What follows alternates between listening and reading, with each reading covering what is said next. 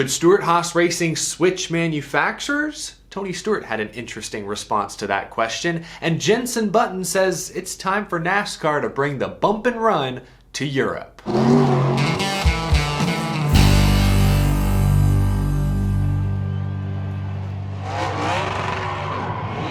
How's it going, y'all? My name is Eric. Welcome to another episode of Out of the Groove. Lots to get to today. I often say that I scour social media so that you don't have to. I wade through plenty of garbage and toxicity, but occasionally I stumble across some very interesting tidbits. Thanks to Reddit, I was made aware of a recent episode of the iRacing Downshift podcast where Steve Myers of iRacing confirmed that the simulator is working on a Texas Motor Speedway reconfiguration project. He kind of just slipped it in there, quote, "A lot of these track building projects that we've done, like the LA Coliseum, Atlanta Super Speedway, we're helping on a Texas project right now that probably people don't know. We also worked on the Chicago Street Circuit." Just kind of slips that in there, but as someone who always has had a soft spot for Texas Motor Speedway, it's where I saw my first race back in 2005. I am very enthusiastic to hear this confirmed. There's no way they can make a reconfiguration worse than what they did there in 2017, right? Right?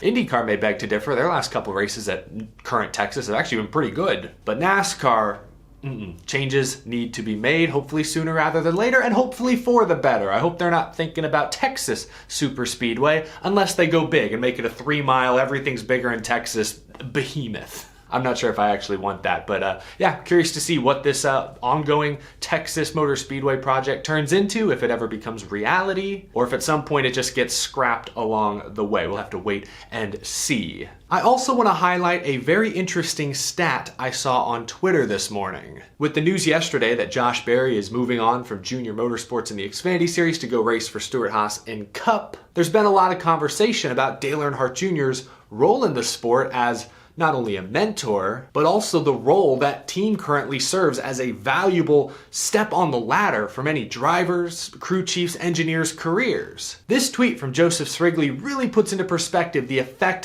Dale Earnhardt Jr. and some of his peers have had on the current Cup Series field. Srigley tweeted, "There are only 8 full-time NASCAR Cup Series drivers that have never competed for Junior Motorsports, Brad Keselowski Racing, or Kyle Busch Motorsports." And you can see those 8 names right there. The rest of the Cup Series field has driven for Dale Jr., Kyle Busch, or Brad Keselowski at some point or another. Now, in a few cases, like I think Kyle Larson, maybe Austin Dillon, I think they drove for Junior Motorsports, after they'd already become full-time Cup Series drivers, so maybe that's a little misleading in that respect. But still, you look at the top 3 in points right now. Martin Truex Jr. drove for Dale Jr. before he got into the Cup Series, even though it was a different team technically. He still eventually drove for Junior Motorsports in the mid-2000s. William Byron, second in points, drove for both Dale Jr. and Kyle Busch during his developmental years. And third in points, Ryan Blaney drove for Brad Keselowski in trucks at one point. So still, the effects that those 3 have had on the current crop of Cup Series drivers is kind of insane when you put it into perspective the way Joseph Srigley did there. I listened to Dale Jr. and Josh Berry's full conversation on the Dale Jr. download yesterday, and Jr. reiterated that he takes great pride in seeing his people go on to Cup to do bigger and better things. I just wanted to share that with y'all really quick. While we're on the topic of Stewart-Haas Racing, Tony Stewart yesterday was asked directly about the possibility of SHR switching from Ford to a different manufacturer, and let's just say Tony Stewart's answer, in my opinion, leaves a lot up to interpretation. Jordan Bianchi of The Athletic tweeted, "I asked Tony Stewart if Stewart-Haas Racing will remain aligned with Ford in 2024. Stewart's response, quote, "We're planning on it. We're contracted for that, so yeah, I'd say we'll probably stay with what our contract says right now." End quote. Probably? Yeah, it's in our contract, so I guess we have to. Sure, this could just be some textbook Tony Stewart sarcasm, but like I said, I think there are many ways we can interpret that statement. Most likely, Stewart-Haas will remain a Ford team next year. Let's start there. But those comments remind me of when Tony Stewart said publicly that Ford would not let him pursue Kyle Larson in 2020. Fans have run with rumors recently that Dale Earnhardt Jr. is going to buy into Stewart-Haas, that Chevy's going to swoop in. But so far, that has not happened.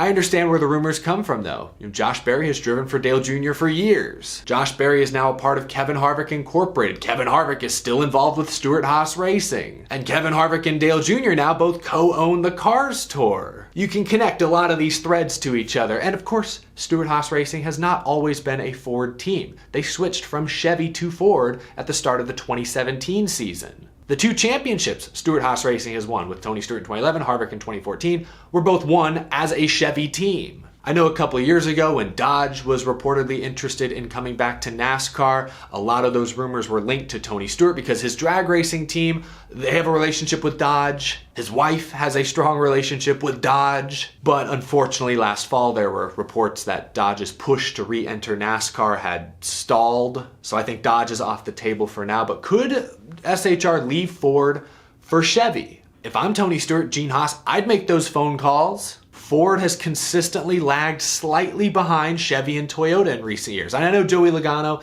won the Cup Series championship last season, but I'd also say Chevrolet has seen kind of a resurgence. Obviously, Hendrick Motorsports is still great. They've almost always been great. But now they have new entries like Trackhouse having success. RCR has been more competitive the past couple of seasons. This year, even JTG Doherty is a top 15 team in points. With Chevy, we kind of know what the pecking order is. At the top, it's Hendrick, Trackhouse, RCR. With Ford, I guess it's Penske, RFK, Stewart Haas, but within that tier, there could be different levels. I don't really know. What I do know is that right now, both Penske and RFK are consistently better than Stewart Haas. If not for Kevin Harvick being 5th in points skewing the data, Stewart Haas would probably be like the 4th tier, 4th best Ford team. Like I'd put front row even ahead of them. McDowell and Gilliland are ahead of Briscoe, Almirola, and Preece in points. At some point or another, things may need to change. Yesterday, we talked all about Stewart Haas Racing's rebuild. Is Ford the best manufacturer right now to rebuild with?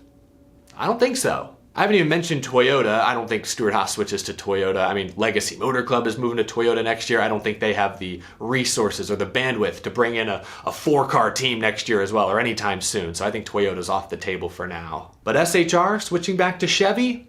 Again, if I'm Tony Stewart, Gene Haas, if I haven't already, I'd make some phone calls. Who knows what's being worked on behind the scenes? Before we wrap up, let's go back to the NASCAR going international conversation. Jenson Button, former Formula One world champion, he's made a few NASCAR starts. He just drove the Garage 56 NASCAR entry at Le Mans. I'll put a link to the full Sportsnaut article down below, written by Matt Weaver. But in this piece, Jenson Button endorses the idea of a NASCAR Cup Series race in Europe. He said, quote, "I do think it can be big, and doing a race next year would be great. We have to get the jump on what we did at Le Mans. I think it has such a big following. It created so many memes. I saw the craze on social media. It could be easily forgotten, so I think it needs to be jumped on as soon as possible. So I think a race in Europe would be great." Jenson Button raved about the enthusiasm Garage 56 was met with in Europe. To make something like this happen, Button suggested that NASCAR be comfortable playing second fiddle to an existing event or an existing series,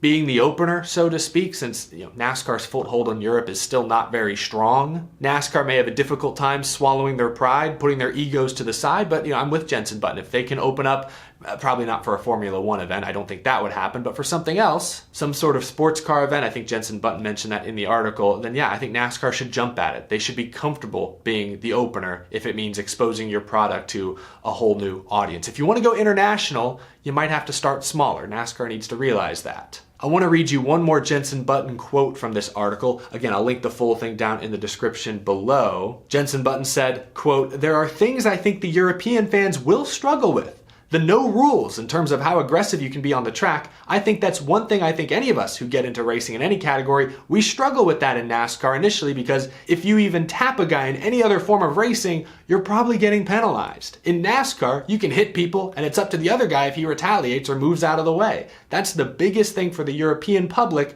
to get their heads around."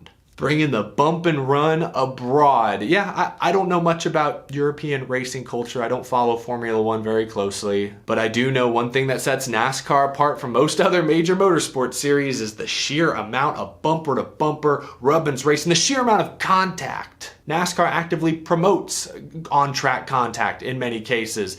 Yeah, I can imagine that would be difficult for the average European fan who's used to watching the World Endurance Championship or Formula One. That would be difficult for them to, stomach at first. I completely get that. I don't think necessarily NASCAR should change their rules to fit into European culture. I think part of what made Garage 56 so successful was how unapologetically American it was, roaring through the streets. So I don't think they should change too much, but Jenson Button is right. That could be an initial barrier to entry. Let me know down in the comment section below, what country would you like to see NASCAR go to first? More specifically, I guess, what track in Europe would be best suited for NASCAR stock cars? Leave a comment down in the comment section below. Thank you so much for tuning into this episode. If you enjoyed, please leave a like. If you're new to the channel and you love NASCAR, be sure to hit that subscribe button down below. And thank you, as always, to my very generous Patreon supporters. I will see you again tomorrow. Have kind of a special, fun video planned, I hope. But have a wonderful rest of your evening. I'll see you soon.